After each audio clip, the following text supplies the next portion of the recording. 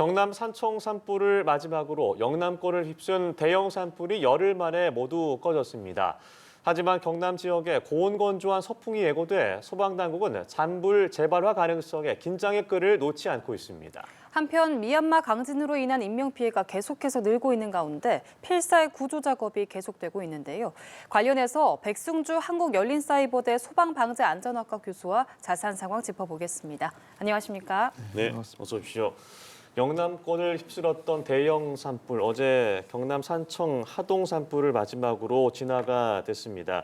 213시간만 열흘 만에 불이 꺼졌는데 역대 두 번째로 길게 지속됐다고 하는데 피해는 역대 최악이라고 봐야겠죠.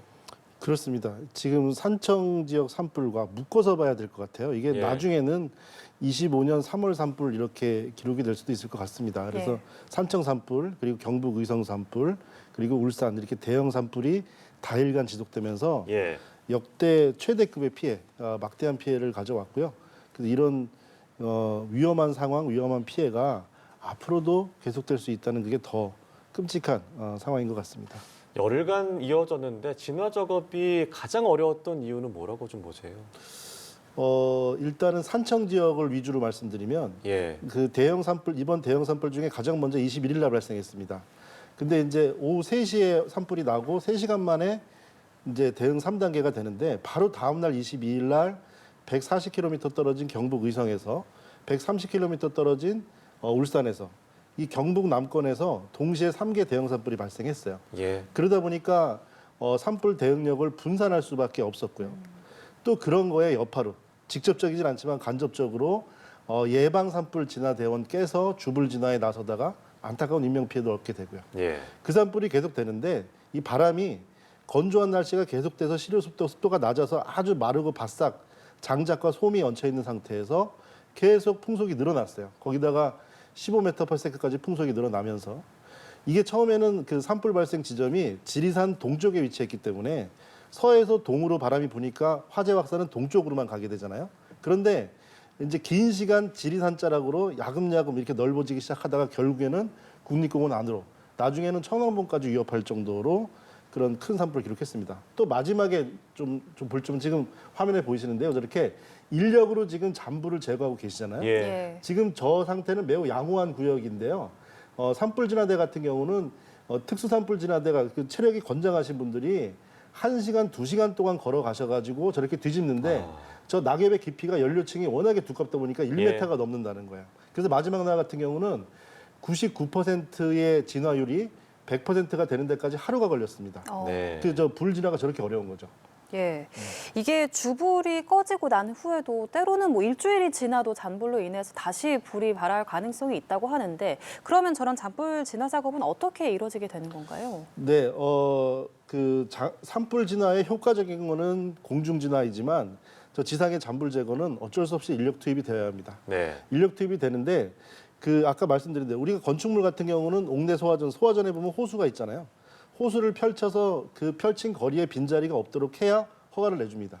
근데 산 같은 경우는 호수를 펼칠 방법이 안 되고 장비가 간다고 해도 지상 장비는 딱 도로까지밖에 갈 수 없죠. 그 상태에서 예를 들어 1m가 넘는 이걸 뒤집게 되면 맨 위에는 손으로 부서지는 낙엽층이 있게 되고요. 그 밑에는 눌리면서 부엽토, 새싹을 튀는 부엽토가 있습니다. 불이 그 밑에 틈새 산소가 조금씩 있기 때문에 밖으로 확 번지지 않고 숨어 있어요. 꼭 마치 어떤 새싹을 틔우듯이 가만히 있다가 이걸 끄려고 뒤집는 순간에 다시 바람 때문에 날아갈 수도 있습니다. 그러니까 놔둘 수도 없고 뒤집을 때도 위험하고 이렇게 좀 위험한 상황이 겹쳐 있습니다. 우리나라가 뭐 산지 그리고 이 날씨 영향으로 산불에 취약한 그런 국가이기도 한데 이번에 역대 최악의 피해를 낸 산불이 다시 또 발생할 위험이 또 있지 않겠습니까? 또 이번에 이 최악의 산불이 길게 이어지면서 한계점이 노출되기도 했고요. 어떤 점이 가장 개선돼야 된다고 보세요? 네, 우리가 이 산불이 거대해졌을 때는 감당할 수 없는 한계선을 넘어가게 됩니다. 면적을 말씀드리면요. 우리가 이제 이번에 산불 영향 소실 면적을 영해 면적이 이제 소실 면적으로 확인이 되겠지만 48,000여 헥타르로 얘기합니다. 역대 최고죠. 근데 1헥타르에 우리 이번에 목요일 날 비가 내리면서 산불이 많이 화세가 꺾였는데요. 목요일 날 예보됐던 5mm의 비를 1헥타르에 뿌리려면요. 지난번에 안타깝게 추락한 헬리콥터가 40번을 왔다 갔다 해야 됩니다. 1헥타르에 5mm를 뿌리려면. 예. 그러니까 이 산불이 광대해졌을 때 자연의 힘은 어마어마하거든요. 그래서 산불은 골든타임 초기 진화가 중요합니다. 30분 만에 인력이 접근해서 꺼야 되고요. 1시간 안으로 대형 헬기가 가서 공중 진화를 해야지 그 화선이 커지고 면적이 커지기 전에 진화를 해야지 이 커지고 나서는 감당할 수가 없습니다. 예. 네, 이런 문제점을 없애기 위해서 2년 전에 산불 백서까지 만들었지만 실제적으로 개선 노력은 거의 이루어지지 않았다라는 평가도 나옵니다. 당시에도 뭐 진화 헬기와 인력이 부족하다 이런 평가가 있었지만 이번에도 같은 문제점이 좀 발생을 했잖아요. 네, 그 백서가 사실은 백서가 정책 설명서입니다. 그 목적 자체는. 그런데 어떤 한계점에 다다른 거죠. 예를 들어 여러 단계의 여러 가지의 개선점을 산림청에서 심도 깊게 분석을 해서 제시를 했는데 그거는 문제점만 제시하고 행동으로 갔으니까 정책 설명이라고 할 수는 없는 거죠. 예. 당장 그 배수의 헬리콥터 그리고 양질이죠. 노후하지 않은 성능 좋은 장비를 갖춰야 한다고 했음에도 그에 따른 것은 매우 미미했으니까 이것은 산림청만 탓할 게 아니고요. 이거는 국가 자산을 이렇게 지금 이번 산불 같은 경우도 이제 계산을 해서 재화로서의 이제 환산이 되겠지만 이거는 사고 파는 재화가 아닙니다. 국가 자산은 우리 영토 어느 땅끝을 외국에 얼마를 받고 팔겠습니까? 그러니까 이게 수조 단위의 피해가 됩니다. 약 3조에서 6조 사이 정도 추산될 것으로 보이는데요. 이런 것들에 대한 피해를 앞으로 또 얻을 수 있다면 지금 수백억 수천억도 당장 예산이 없다면 단 1%로 계획이라도 제대로 세워서 시작해야 된다고 봅니다. 예. 이번 산불로 30분이 돌아가셨고 45명이 이 부상을 입으셨고 뿐만 아니라 수천 명의 이재민분들 현재 대피소에 텐트 생활을 하고 있는데 생활의 터전을 완전 잃은 것 아니겠습니까? 복구하는데도 시간이 많이 걸릴 것이고 그렇습니다. 당장 이재민분들 그 대피소에서 몇 개월 동안 계속 생활을 하는 겁니까? 그 이후의 대책은 좀 어떻습니까? 그 어떤 묘수가 하나의 해결책이 나오긴 어렵겠지만 예. 생각의 시작은 현재 이재민 분들은 우리 국민으로서 품위를 누리실 권리가 있습니다. 네. 그런 부분이기 때문에 생필품 당연하고요. 하다못해 손톱깎이라도 뭐든지 우리가 일상생활에 쓰는 것들은 다 그래서 물어보죠. 무엇이 필요하냐 물어보시면 이제 영상에서 이재민 분들이 다 필요하다 이렇게 말씀하시거든요. 그렇게 되고요. 거기다가 지금 당장은 워낙에 열악한 상황이니까 위생과 의료에 대한 지원이 절실하고요. 거기다가 병행해서 지금도 하고 있습니다. 시작하고 있다는 좋은 소식인데 심리 상담, 트라우마. 그래서 어떤 생각이 있으면 그분들 생각이 잘못됐다는 게 아니고 충분히 이해하시고 삼풍백화점 지금 피해자분들이 자기 돈으로 아직까지 심리치료를 받고 계십니다. 그러니까 평생 트라우마가 되거든요. 이 사고는. 그래서 계속 그거를 보듬어 드리고 또 말씀드린 몇 달 동안 계실지 몇 주 동안 계실지 그런 정책에서는 좀 하나는 방향을 좀 제대로 잡아서요. 예. 단기 주거 대책이 아니고 장기 주거 지원 대책을 만들어야 합니다. 네, 지금 이재민 분들께는 여러 가지 임대주택이라든가 여러 가지 방법을 찾아드리고 네. 케이스 바이 케이스로 그래서 아주 안 좋은 사례는 뭐 지금 당장 나오는 교부세 예산 그 안에서 어떤 뭐 컨테이너 주택을 지급한다. 그거는 1년도 못 가는 대책이거든요. 예. 그래서 방향을 제대로 잡아서 정책을 지원해 주시기를 당부드립니다. 예. 이런 최악의 산불이 반복되지 않도록 하기 위해서 무엇보다 예방이 중요할 것 같은데요. 3월뿐만 아니라 4월 역시 산불 취약 시기로 꼽히잖아요. 네. 좀 각별한 주의가 필요할 것 같습니다. 그렇습니다. 당장은 장비고 임도 계획이고 모든 게 효과적이지만 당장은 방법이 불씨밖에 없습니다. 그래서 우리 국민분들 절대 산림 안에서 산림 인근에서 어떤 불씨도 사용하지 마시고요. 네. 그래서 그거에 대해서 당장 조심하시고 장기적인 정부 대책도 지원을 바랍니다. 예, 알겠습니다. 이번에는 규모 7.7의 강진이 덮친 이 미얀마 소식도 짚어보도록 하겠습니다. 인명 피해가 계속 늘고 있습니다. 저희가 1,700여 명으로 보도를 해드렸습니다만 최근 들어온 소식에 의하면 2,000명이 넘었다는 소식도 있고요. 사망자 수가 10,000명을 넘을 수 있다 이런 상황인데 미얀마가 평소에 지진이 많이 발생한 국가는 아니었나요? 왜 이렇게 많은 피해가 발생한 겁니까? 네, 지진이 역대 여러 강진들은 있어 왔던 지역입니다. 예. 그러니까 그 세로로 이렇게 미얀마 영토에 거의 세로를 가로지르는 사가행 단층이 항상 그 유라시아판하고 인도판 지역의 그 부딪히는 응력에 따라서 예. 충격을 이렇게 하는 걸로 이렇게 연구가 되었다는데요.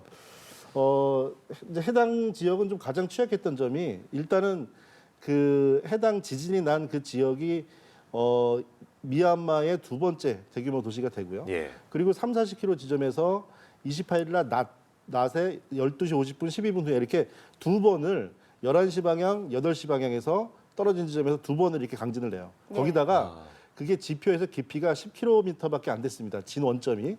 그러니까 진앙점도 가깝고 진원점도 지표에서 낮다 보니까 예. 이 건물을 흔드는 힘이 세서 거기서 1000km 떨어진 지역의 그 방콕의 건물까지 무너지는 충격이 왔잖아요. 거기다가 이제 미얀마 그 만달레이 지역이 건물 자체가 내진 설계도 미흡하고 워낙에 도심 밀집 지역이고 또 거기다가 아까 말씀하신 10,000명 정도 그 이상 추산은 미 지질학회에서 그거를 퍼센테이지로 사망 인명이 발생할 수 있는 구간을 구간별로 확률을 정합니다. 그러니까 10,000명에서 10만 명 이렇게 올라가는 단위가 10,000명 이상이 60%니까 거의 그렇게 대규모 피해가 났다고 보는데요. 인구가 밀집됐고 낮에 있었고 지진이 강했고 가까웠습니다. 네, 그런 예. 원인으로. 이렇게 미얀마가 그러면 내진 설계에 대한 대비 같은 것들은 좀 부족했다고 볼 수도 있는 건가요? 그렇죠. 아무래도 그 기본적인 철근 콘크리트조 구조의 빌딩 이런 것들이 내진 성능이 강화가 돼 있는데 예. 도시이기도 하지만 그 콘크리트 건물도 구조가 약했고 벽돌조 건축물도 많고 그렇기 때문에 붕괴가 나고 인명피해가 지금 1,700명, 2,000명 이렇게 올라가는 것들은 집계되는 사망자 수가 올라가는 거기 때문에 대부분의 이런 지진 재난에서는 추산을 이렇게 하는 이유가 그 정도를 가지고 이제 구호와 대책을 세워야 되기 때문에 예. 그게 합리적이기 때문에 그렇습니다. 예, 지금 구조 작업이 한창인데 문제는 뭐 인터넷이나 기본 인프라도 열악하고 또 구조 장비가 턱없이 부족해서 뭐 맨손으로 구조 작업을 진행을 하고 있다고 하더라고요. 이럴 경우에는 좀 어떻게 지금 작업이 이루어지고 있는 건지 그리고 지원은 어떻게 받고 있는 건지 궁금합니다. 네, 현재 그 내부의 정치적 상황도 많이 혼란스럽고 예. 일단은 조금 더 중장기적으로 보면 구호를 위한 거점 확보가 중요합니다. 그래서 그 구호를 하기 위한 장비, 인력, 물자가 미얀마 국가 내부에서도 그리고 해외 구호 물자들도 많이 지원을 하게 돼야 되는데요. 예. 지금 현재 그 중부 지방, 미얀마 중간 지방이다 보니까 세로로 길쭉한 그 남쪽에 전체 물류의 90%를 할당하는 양고당이 있어요. 그러니까 560km 정도 떨어져 있습니다. 상당히 어려울 것으로 보이고요. 그러니까 미얀마 정부에서는 그 지원과 구호를 위한 거점 확보를 안전하게 반드시 제공을 해야지 여러 국가에서도 빨리빨리 할 수 있을 것이고요. 지금 현재 당장은 28일 날 발생한 지진이 골든타임을 72시간으로 봅니다. 지진은. 예. 붕괴 현장에서는. 왜냐하면 72시간이 지나가면 생존율이 급격히 떨어지기 때문에 이제 오늘이 되면 72시간이 지나가죠. 오늘 낮이 되면. 그래서 지금 현재 상황에서는 뭐 구호견, 그다음에 인명 수색, 그리고 장비, 지상 장비 수색 이런 것들이 이루어지는데 좀 그런 부분들은 당장 해외에서는 지원하기가 어려운 부분이라 내부에서 좀 이렇게 힘들게 움직이실 것으로 보입니다. 네. 이번에는 우리 상황을 좀 봐야 될 것 같은데 사실 우리나라도 지난 2017년에 포항에서 지진도 그렇고 지난해에는 이 전북 부안에서 4.8 규모의 지진이 발생하면서 지진의 안전 국가가 아니다라는 인식이 박혔는데 뭐 내진 설계 등 우리나라의 어떤 지진 대응 시스템들은 좀 돌아봐야 될 것 같아요. 어떻습니까? 앞으로도 매우 장기간이 걸릴 것 같습니다. 예. 지금 공공건축물은 80% 이상, 민간 건축물은 그런데 20%대에 머물고 있습니다. 이제 가장 큰 걸림돌은 사실은 해결하기가 좀 어려운 부분인데 그 소급할 수 없는 부분이에요. 우리가 이제 단기간에 건축 문화와 경제 발전을 거듭하다 보니까 예전에는 지진에 신경을 못 쓰다가 이제 지진에 대해서 2017년도 후반부터 많이 갖추게 됐거든요. 그래서 네. 새로 짓고 허가하는 건축물에서는 건축물의 내진, 심지어 내부에 있는 소방시설까지 지진 후에도 안전하게 작동하도록 내진 설계를 합니다. 그런데 그 이전의 건축물은 강제하거나 소급할 수 없죠. 네. 공공기관이면 예산을 만들어서 추가로 보완할 수 있는데 개인 건축물들은 개인의 재산이니까 그런 부분이 있는데요. 조금 당부드리고 싶은 말씀은 인식이 그렇습니다. 법을 소급하지 않는 것은 소급함으로써 억울한 국민들을 만들어내지 않기 위한 기본 개념이거든요. 그런데 재산보호라는 개념이 지진에 대한 안전시설을 갖추도록 하는 것이 과연 그게 재산에 대한 뺏는 것이 되는 건지 투자가 되는지는 우리가 지원을 통해서 충분히 조금 더 안전한 그 도시를 만들어 가야 한다고 생각합니다. 네, 알겠습니다. 지금까지 백승주 한국열린사이버대 소방방재안전학과 교수와 함께했습니다. 오늘 말씀 고맙습니다. 고맙습니다. 감사합니다.